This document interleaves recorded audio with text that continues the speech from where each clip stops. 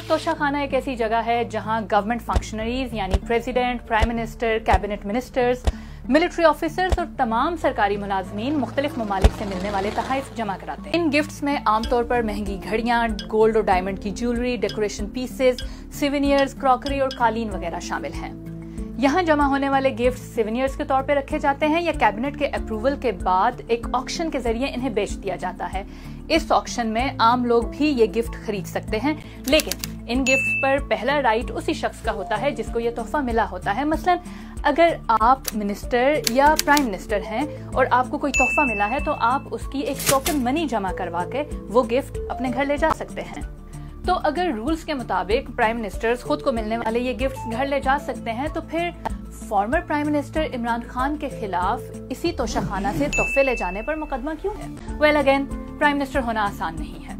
Prime minister को in fact तमाम parliamentarians को हर साल के आखिर में इलेक्शन कमीशन में अपने एसेट डिक्लेयर करना पड़ते हैं। रूलिंग अलायंस ने रेफरेंस फाइल किया कि इमरान खान ने as prime minister election commission में सबमिट कराए गए डॉक्यूमेंट्स में इन गिफ्ट को एसेट के तौर पर डिक्लेयर नहीं किया, इसलिए उन्हें भी आइन के उसी आर्टिकल के तहत डिस्क्वालीफाई किया जाए जिसके तहत former prime minister Nawaz Sharif को अपने बेटे से ली गई सैलरी डिक्लेयर न करने पर डिस्क्वालीफाई किया गया था।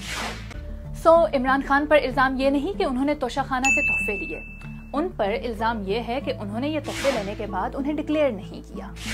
इमरान खान पर जिन गिफ्ट्स को डिक्लेयर ना करने का इल्जाम है उनकी तादाद 100 से 200 के दरमियान है, जो उन्होंने फिक्स्ड प्राइस अदा करके खरीदे। इमरान खान पर जिन गिफ्ट्स को डिक्लेयर ना करने का इल्जाम है उनमें सऊदी क्राउन प्रिंस मोहम्मद बिन सलमान की तरफ से गिफ्ट के तौर पर पेश की गई 2 घड़ियां भी शामिल हैं। इमरान खान वो वाहिद हुक्मरान नहीं है जिन्हें तोशाखाना से गिफ्ट्स लेने पर मुकदमात का सामना है।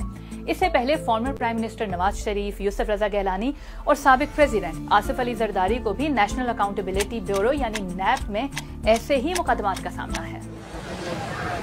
अगरचे इमरान खान और उनकी पार्टी पीटीआई यही कहते रहे कि उन पर लगने वाले ये इल्जामात झूठे और पॉलिटिकली मोटिवेटेड हैं, मगर इस्लामाबाद में एक मुकामी अदालत ने उन्हें इसी केस में 3 साल कैद की सजा सुनाई और उन्हें उनकी लाहौर रेजिडेंट से अरेस्ट कर लिया और इस सजा के बाद वो इलेक्शन के लिए भी नाअहल हो गए।